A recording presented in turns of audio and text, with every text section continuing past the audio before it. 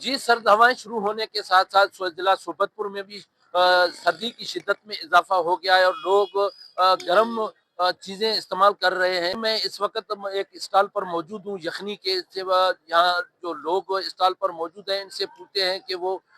سردی سے بچنے کے لیے وہ یخنی استعمال کر رہے ہیں، اس کو کتنے حد تک سردی سے بچنے کے لیے وہ کیا احتیاطی تدابیر استعمال کر رہے ہیں۔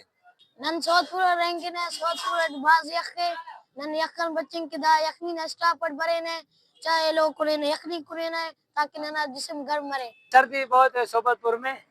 اس لیے میں گھر سے اٹھ کے آیا ہوں یخنی کھانے کے لیے۔ جی ہاں سردی بہت ہے، سردی کی شدت جو بہت زیادہ بڑھ گئی ہے، تو بھائی نے جو ہے نا یخنی کا بندوبست کیا ہوا ہے۔ ہم جو ہے نا شہری جو بھی ہے سوبت پور کے اس ٹائم جو یہاں سے آتے ہیں، اور اس جو ہے نا بہت ہی ہمیں اندر جو ہے نا راحت ملتی ہے اور اس سے سردی بھی کم محسوس ہوتی ہے۔ موسم بعد یک بھی شدہ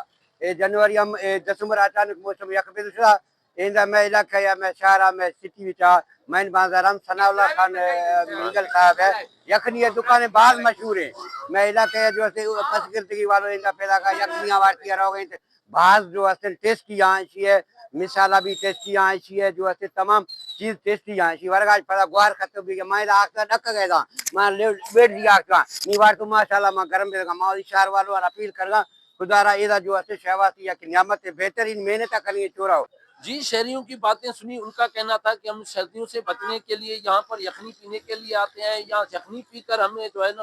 جسم ہمارا گرم ہوتا ہے۔ کیمرہ ٹیم کے ہمراہ سردار بنگل زئی وش نیوز سوبت پور۔